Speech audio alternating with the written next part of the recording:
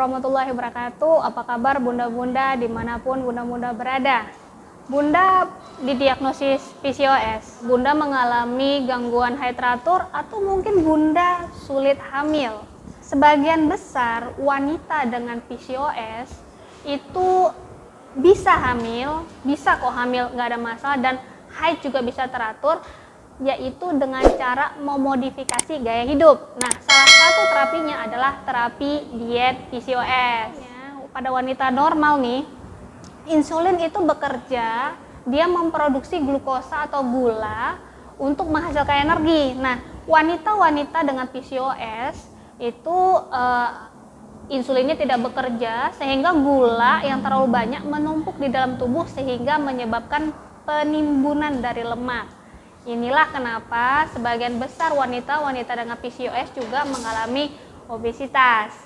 Nah, insulin yang tidak bekerja dengan baik ini, yang sangat tinggi ini, menimbulkan penumpukan gula, ternyata juga bisa merangsang peningkatan hormon androgen pada wanita-wanita, dan inilah yang merupakan cikal bakal dari PCOS. Oke, selanjutnya setelah ini kita dengarkan tayang selanjutnya mengenai terapi PCOS. Check it out. Hai, assalamualaikum. Apa kabar bunda semua? Perkenalkan, saya Dr. Fiona Desi Amelia, spesialis gizi klinik. Hari ini saya akan share seputar tips and trik bagaimana sih terapi gizi pada PCOS. Nah, yang pertama, apabila bunda sudah terlanjur obesitas, bunda harus menurunkan berat badan.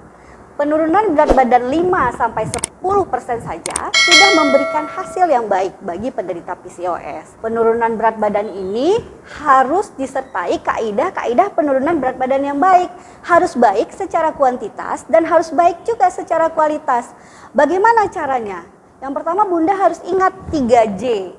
Jumlah makanan, kemudian jenis makanan, dan jadwal makan. Nah, itu aturan makan yang harus dipenuhi dengan baik. Jumlahnya adalah sekitar berat badan ideal seorang wanita dikali 25 biasanya, ditambah beberapa faktor aktivitas fisik, kemudian faktor usia dan sebagainya. Nah, ini harus dihitung dengan detail, tidak bisa pakai ilmu kira-kira bunda. Nah, caranya bagaimana? Jangan sungkan untuk langsung konsultasi ke dokter spesialis gizi klinik untuk mengetahui bagaimana kebutuhan kalori harian bunda semua. Jenis yang disarankan pada makanan itu bergantung pada komposisinya. Jadi makanan itu ada karbohidrat, kemudian ada protein, dan ada lemak. Untuk karbohidrat, bunda ini harus memperhatikan tidak sembarang jenis yang dibutuhkan gitu ya. Jadi jenis yang paling bagus untuk penderita PCOS adalah low glycemic index dan low glycemic load. Jadi glycemic index adalah indeks yang mencerminkan bagaimana suatu makanan atau suatu karbohidrat itu diserap, kecepatannya itu seberapa cepat dia bisa diserap ke dalam tubuh. Nah, ada makanan dengan glycemic index yang tinggi, ada makanan dengan glycemic index yang sedang, ada makanan dengan glycemic index yang rendah. Semakin rendah glycemic index, semakin tinggi seratnya. Jadi pilihlah bahan dan makanan mengandung banyak serat. Contoh karbohidrat kompleks, roti gandum gitu ya. Kemudian beras merah ya. Tidak ada yang melarang nasi putih juga nih ceritanya untuk mengkonsumsi nasi putih. Kenapa? Karena memang diet itu nggak boleh makan karbohidrat sama sekali, itu juga tidak disarankan. Karena bunda ingat bahwa karbohidrat tetap dibutuhkan oleh tubuh sebanyak 130 gram sehari untuk memenuhi kebutuhan otak dan sel darah merah. Pengolahannya bunda harus perhatikan. Buah sebaiknya jangan di jus, buahnya dipotong saja untuk memenuhi tadi kaidah low glycemic index.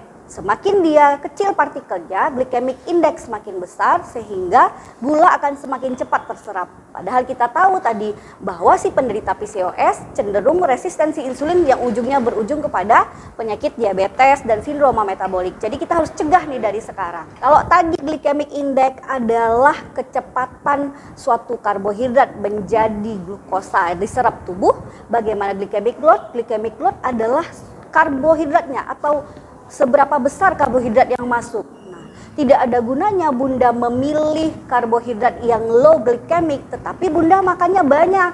contoh nih misalnya, kita udah pilih nih low glycemic index. Apa pilihannya kita? Kita memilih sayur, kita memilih roti gandum. Tetapi Bunda makannya 3 lembar, 4 lembar ya, tidak ada artinya juga, karena glycemic load itu atau karbohidrat yang masuk akan lebih banyak. Penurunan berat badan disertai dengan low glycemic index diet dan low glycemic low diet. Jadi bukan rendah karbohidrat ya, tetapi jenisnya yang harus diperhatikan dengan baik. Kedua, protein. Nah, Bunda harus tetap mengkonsumsi protein dengan baik sebesar 20-30%. Kemudian lemak juga Bunda harus pilih-pilih nih. Lemak itu ada lemak jenuh, ada lemak tidak jenuh ganda, ada lemak tidak jenuh tunggal. Yang paling penting adalah yang harus Bunda konsumsi, pilihlah bahan makanan sumber lemak yang tidak jenuh tunggal dan tidak jenuh ganda. Jangan mengkonsumsi makanan yang mengandung lemak jenuh dan yang mengandung trans fat. Nah, apa aja contohnya nih? Kalau misalnya yang mengandung lemak jenuh dan trans fat, donat, segala macam makanan yang digoreng, kemudian apalagi tuh makanan cake kekinian, es kopi, bubble tea. Nah, itu salah satunya juga mengandung banyak lemak jenuh dan trans fat. Nah, apa saja bahan makanan yang tidak jenuh tunggal dan tidak jenuh ganda? Lemak tidak jenuh tunggal, lemak tidak jenuh ganda. Kacang-kacangan, kemudian alpukat, olive oil, itu sumber lemak yang bagus untuk bunda-bunda yang menderita PCOS. Kemudian jangan lupa vitamin dan mineral, yaitu yang tercakup dalam sayur dan buah. Sayur dan buah minimal Bunda harus konsumsi 3 kali di porsi utama, buah 2 kali di porsi snack atau jam snack. Jadi jam 7 kita makan, jam 10 kita snack buah, jam 12 atau jam 1 kita makan siang, jam 4 snack buah lagi, dan yang jam malam kita harus konsumsi makanan utama. Jadi untuk masalah komposisi ini, tipsnya adalah Bunda ingat piringku, kita piring setengahnya itu tipsnya Bunda harus diisi oleh sayur dan buah. Sepertiganya dari setengah lagi itu diisi oleh karbohidrat. Karbohidratnya tidak masalah harus nasi putih ya Bunda, kita sudah sepakat tadi. Nasi putih boleh, nasi merah lebih baik, nasi hitam lebih baik. Prinsipnya low glycemic index dan low glycemic load diet yang seperti yang sudah saya jelaskan tadi lebih baik prinsipnya. Tapi tidak masalah bila ingin mengkonsumsi nasi putih asal jumlahnya tepat gitu. Kemudian 2/3 lagi diisi oleh lauk pauk seperti ayam, ikan, telur. Tidak masalah dengan jumlahnya yang 2/3 karena memang kita membutuhkan protein dalam jumlah sebesar 20-30%. Asalkan pengolahannya dalam menu yang tepat gitu ya. Jangan asal menggoreng berkali-kali, pakai minyak berkali-kali dan sebagainya. Jadi ingat bahwa kalau kita ingin diet, jumlah, jenis, jadwal. Satu lagi ya, jadwal. Jadwal harus Bunda perhatikan dengan tepat. Kenapa? Karena supaya kita mampu mengelola kalori yang masuk ke dalam tubuh kita dengan baik. Jadi jangan skip makanan, nafsu makan kita akan tidak terkontrol di waktu makan berikutnya. Yang kedua yang harus Bunda perhatikan sebagai terapi gizi PCOS adalah aktivitas fisik. Nah, aktivitas fisik yang disarankan adalah jenis endurance dan jenis weight resistance. Jadi harus kombinasi keduanya. Kenapa? Tidak boleh memilih salah satu. Kenapa? Karena yang pertama saya jelaskan dulu, endurance itu adalah jenis aktivitas olahraga untuk membakar lemak. Tadi kita sudah ceritakan bahwa kita harus menurunkan berat badan nih sebesar 5-10%. Nah, caranya bagaimana? Pilih aktivitas endurance seperti jalan pagi 30 menit, kemudian apalagi Bunda, lari, kemudian bersepeda, segala sesuatu yang berhubungan dengan endurance silakan dilakukan. Kedua, weight resistance, angkat beban untuk mempertahankan massa otot. Otot penting Bunda untuk memperbaiki sensitivitas insulin sehingga si PCOS ini lebih mudah terkontrol. Kemudian yang ketiga dalam terapi PCOS, tidur yang cukup. Jangan sampai Bunda bergadang karena akan meningkatkan resistensi insulin ini makin parah. Kemudian yang keempat, hindari stres. Dan yang kelima, kurangi kopi. Maksimal kopi hanya 2 cangkir sehari saja. Kemudian yang keenam, hindari alkohol dan rokok. Demikian saja Bunda ada yang ingin ditanyakan, silakan tanya di kolom komentar ya. Nah, udah dilihat kan penjelasan tentang terapi diet PCOS yang tadi dijelaskan oleh Dr. Fiona, spesialis gizi klinik.